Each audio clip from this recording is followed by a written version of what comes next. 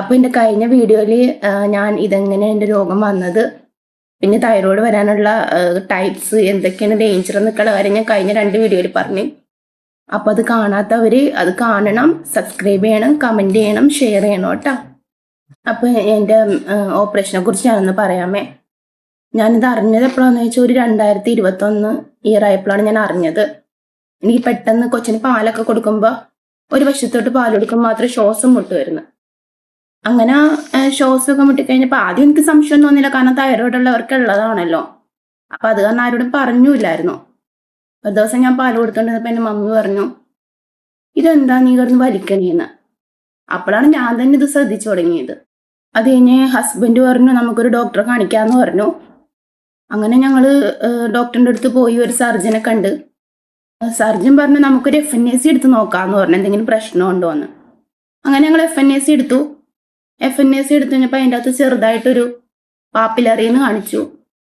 Husband ആദ്യം എന്നോട് പറഞ്ഞില്ല, പിന്നെ എന്നോട് അത് കഴിഞ്ഞപ്പോൾ പറഞ്ഞു. പിന്നെ ഹസ്ബൻഡ് ഈ റിപ്പോർട്ടൊക്കെ ആയിട്ട് സർജനെ കാണാൻ പോയപ്പോൾ സർജൻ പറഞ്ഞത് പെട്ടെന്ന് സർജറി ചെയ്യണം, അതിനു മുമ്പ് നമുക്കൊരു എൻഡോസ്കോപ്പി എടുത്ത് നോക്കാമെന്ന് പറഞ്ഞു. ഡോക്ടർ എൻഡോസ്കോപ്പി എടുത്തപ്പോൾ അതിൻ്റെ അകത്തൊന്നും കണ്ടില്ല, വേറെ പ്രശ്നമൊന്നുമില്ല.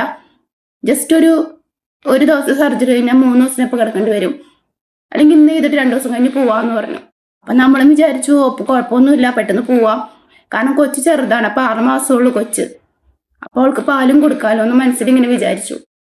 നമുക്കറിയാലോ, കാരണം ഒരു അമ്മമാർക്കും അറിയാലോ, കാരണം കൊച്ചുങ്ങൾക്ക് 6 മാസത്തിലൊക്കെ പാൽ കിട്ടേണ്ട അത്യാവശ്യമാണെന്നൊക്കെ. പക്ഷെ എന്നാലും നമുക്ക് വേറെ വഴിയില്ലല്ലോ. ഇപ്പോൾ ഡോക്ടർ പറഞ്ഞെങ്കിൽ ശരി നമുക്ക് പെട്ടെന്ന് സർജറി ചെയ്യാം എന്ന് പറഞ്ഞു. പെട്ടെന്ന് കഴിയും, കുഴപ്പമൊന്നുമില്ലാത്തൊരു സർജറി ആയിരിക്കും എന്ന് പറഞ്ഞു. അങ്ങനെ ഞങ്ങൾ സർജറിക്ക് പോയിട്ട് ആ സർജറിയുടെ ഉള്ളിൽ വെച്ചിട്ട് അതൊരു 8-9 മണിക്കൂർ നീണ്ടു നിൽക്കുന്ന സർജറി ആയിരുന്നു. അതിൻ്റെ ഇടയ്ക്ക് വെച്ചിട്ടാണ് അവർ കാണുന്നത് എൻ്റെ കുറച്ച് ശ്വാസക്കോലില്ല അങ്ങോട്ട് പടർന്നിട്ടുണ്ടായിരുന്നു, സ്പ്രെഡ് ആയിട്ടുണ്ടായിരുന്നു. അപ്പോൾ ശ്വാസക്കോലിൻ്റെ റിങ് അവരെടുത്ത്, ട്രക്കിയുടെ റിങ് എടുത്ത് കളയാൻ പറഞ്ഞവർ. ഓപ്പറേഷൻ്റെ എടുക്കാണല്ലോ. അപ്പം നമുക്ക് ഡോക്ടർ സർജനാന്ന് പറഞ്ഞു കഴിഞ്ഞാൽ നമ്മൾ ഹസ്ബൻഡ് പറഞ്ഞു പെട്ടെന്ന് ചെയ്തോ, കാരണം എനിക്കപ്പോൾ ഓർമ്മയൊന്നുമില്ല. പെട്ടെന്ന് ചെയ്തോ എന്ന് പറഞ്ഞു. അപ്പോഴാണ് എനിക്ക് ആദ്യമായിട്ട് ട്രക്കോസ്റ്റമി ചെയ്യണത്. അവർ പറയുകയും ചെയ്തു എൻഡോസ്കോപ്പിൽ ഇതൊന്നും കണ്ടില്ല, പക്ഷെ നമ്മൾ ഇത് ഓപ്പൺ ചെയ്തപ്പോഴാണ് ഇതിങ്ങനെ കണ്ടതെന്ന് അവർ പറഞ്ഞു. അതിനു മുമ്പ് ഞങ്ങൾ കീ ഹോളിനെ പറ്റിയൊക്കെ അന്വേഷിച്ചായിരുന്നു. പക്ഷെ അന്ന് കീ ഹോൾ ചെയ്യാതെ ഓപ്പൺ സർജറി ചെയ്തത് നല്ലതായിരുന്നു എന്നാണ് ഞങ്ങളിപ്പോൾ വിചാരിക്കണേ. ഹോൾ എന്ന് പറയുമ്പോൾ നമുക്ക് പാടൊന്നും ഉണ്ടാവില്ല, ഈ ഓപ്പൺ സർജറി ആകുമ്പോൾ നമുക്ക് പാടുണ്ടാവുമല്ലോ. എന്നാലും ഓപ്പൺ സർജറിയാണ് നല്ലതെന്ന് ഡോക്ടർ പറഞ്ഞു. ഞങ്ങൾ ഓപ്പൺ സർജറിയാണ് ചെയ്തത്. അത് കഴിഞ്ഞ് ഞാൻ എണീക്കുമ്പോൾ ഡോക്ടർ പറയണ തൻ്റെ ശബ്ദമൊന്നും പോയിട്ടില്ല, ട്രക്കോസ്റ്റമി 2 ദിവസം കഴിഞ്ഞ് ഊരും, ഒരു 7-8 ദിവസം ഇവിടെ കിടക്കേണ്ടി വരുമെന്ന് പറഞ്ഞു. 3 ദിവസം പറഞ്ഞ സ്ഥാനത്ത് എനിക്കൊരു 9 ദിവസമൊക്കെ ഞാനവിടെ കിടക്കേണ്ടി വന്നു. അത് കഴിഞ്ഞ് ഡോക്ടർ പറഞ്ഞു നമ്മുടെ FNAC എന്ന് പറഞ്ഞാൽ താൽക്കാലികമാണ്, കാരണം നമ്മൾ ശരിക്കുള്ള ഇതിൻ്റെ റിസൾട്ട് അറിയണത് നമ്മുടെ ഉള്ളിൽ നിന്നുള്ള ആ മുഴ ബയോപ്സി കഴിക്കുമ്പോഴാണ്. ഇതെന്താണ്, ഏത് സ്റ്റേജാണെന്ന് നമുക്കറിയാൻ പറ്റുള്ളൂ. അപ്പോൾ ഡോക്ടർ പറഞ്ഞു എന്തായാലും ഇത് പോസിറ്റീവ് ആയിരിക്കും, കാരണം ഇത് അത്ര സ്പ്രെഡ് ആയിട്ടുണ്ടല്ലോ.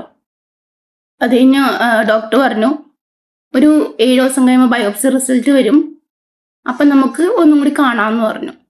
അങ്ങനെ വീട്ടിൽ പോയിക്കോന്ന് പറഞ്ഞു. ഭയങ്കര സന്തോഷമായിരുന്നു, കാരണം വീട്ടിൽ പോയി ആ സമയത്ത് എൻ്റെ ഭാവം ഒന്നും എനിക്കൊന്നും ഉണ്ടാവില്ല, ഇതെല്ലാവർക്കും കാണുന്ന തൈറോയിഡ്. അത് വിചാരിച്ച് ഭയങ്കര സന്തോഷത്തോടെയാണ് വീട്ടിലോട്ടൊക്കെ പോയത്. അപ്പോൾ 7 ദിവസം കഴിഞ്ഞപ്പോൾ ബയോപ്സി റിസൾട്ട് വന്ന് അതിൻ്റെ അകത്ത് പോസിറ്റീവ്. കാണുമ്പോൾ എല്ലാവർക്കും അറിയാമല്ലോ, ഭയങ്കര കരച്ചിലും പിടിച്ചിലൊക്കെ ആയിരുന്നു ഞാൻ. ആ സമയത്ത് ഞങ്ങൾ ഡോക്ടറെ കാണാൻ പോയി. അപ്പോൾ ഹസ്ബൻഡ് എന്നോട് പറഞ്ഞു ഏറ്റവും ഫസ്റ്റ് സ്റ്റേജ് ക്യാൻസറാണ്, പാപ്പിലറി ആണ്, നീ വിഷമിക്കണ്ടെന്ന് പറഞ്ഞു. അത് കഴിഞ്ഞ് ഞങ്ങൾ ഡോക്ടറെ കാണാനിരുന്ന് ഇരിക്കണം, എന്നെ വിളിക്കുമെന്നൊരു 5 മിനിറ്റിന് മുമ്പാണ് ഹസ്ബൻഡ് പറയണത്, എടി ഇത് ഇച്ചിരി കൂടിപ്പോയി, നിനക്ക് ഹൈ ഡിഫറൻഷിയേറ്റഡ് ആണ്, എനിക്ക് ഇച്ചിരി കൂടുതലായിട്ടുള്ള തൈറോയ്ഡ് ക്യാൻസർ ആണെന്ന്. അപ്പോൾ ബാക്കി വിശേഷങ്ങൾ ഞാൻ അടുത്ത വീഡിയോയിൽ പറയാം കേട്ടോ. ബൈ ബൈ, നിങ്ങളെ ബോറടിപ്പിക്കുന്നില്ല. അപ്പോൾ സബ്സ്ക്രൈബ് ചെയ്യണം, കമൻറ്റ് ചെയ്യണം, ഷെയർ ചെയ്യണം കേട്ടോ.